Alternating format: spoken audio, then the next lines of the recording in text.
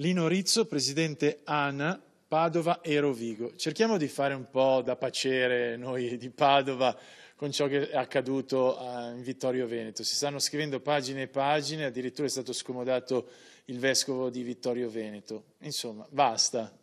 Sì, no, in effetti c'è stato più un impatto mediatico, insomma, effettivamente quello che è successo, perché la frase imputata è sempre quel famoso passaggio, rendi forti le nostre anime, eccetera, eccetera.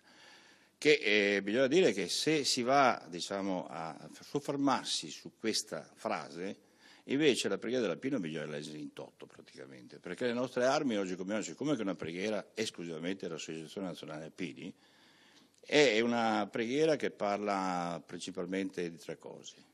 Parla di amore verso Dio e la Madonna, di amore verso la famiglia e verso la patria. Di conseguenza c'è stato il parroco che lì in quel passo San Boldo, diciamo, ha ritenuto opportuno di non farla leggere. E devo dire anche che è successo più di qualche volta anche a noi stessi qui in provincia di Padova, che in qualche cerimonia anche funebre, il parroco ci ha chiesto di non leggerla, noi ci atteniamo a quelle che sono disposizioni e magari la si legge o fuori in qualche altro luogo. Poi c'è un'altra cosa da dire, che ho sentito tanti mass media che parlavano che probabilmente si rivedrà di cambiare questi termini, queste parole.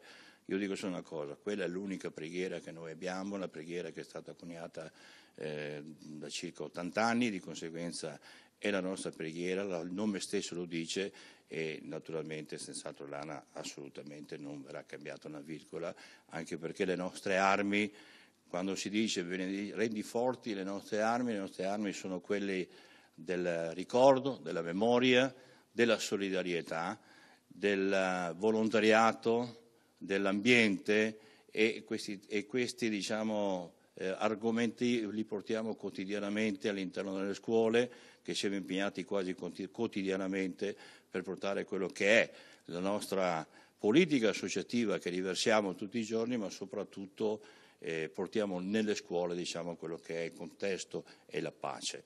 Noi siamo stati anche imputati da qualcuno così come guerrafondai. Certo, siamo un'associazione combattentistica d'arma, questo non lo mettiamo in dubbio. Non abbiamo senza dubbio anche la Croce Rossa qui in fronte, ma non siamo neanche dei pacifisti, ma siamo completamente e totalmente per la pace.